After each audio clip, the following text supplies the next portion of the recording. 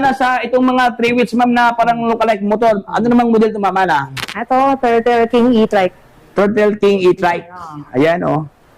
Wow. Bilog ang kanyang ilaw dito, katubis, no? May pagka-classic siya. Tapos may tatlong gulong, no? Isa dito, dalawa doon sa likuran. Specs, ma'am, Ana?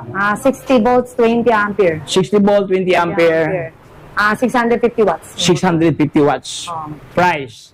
50,000. 50,000 pesos, 50,000. So, ito, available dito sa kanila yung dalawa. Ano naman ito, Same ma'am? price din siya. Same lang sila Same price. lang din, oh. Same price, no? Iba lang yung kulay. Magkaiba lang kanyang kulay dito. So, libre na ba ito, ma'am? O bibilin ba Apo. nila? Kasama na. Kasama na ito? Kasama na yung GB Previous na yung mga GB box nila. Ayan. Okay, so, dito naman tayo katabiso sa kanilang Bispalox dito. Ito yung magandang klase katabiso. Sobrang cute katabiso, no? Sobrang puging-pugi ito, mga boss. Naka-disc brake na, oh. Disc brake na, no? Apo. Naka-lithium battery na siya. Ay, lithium na. Oh, Wow. Yung 1 mAh namin.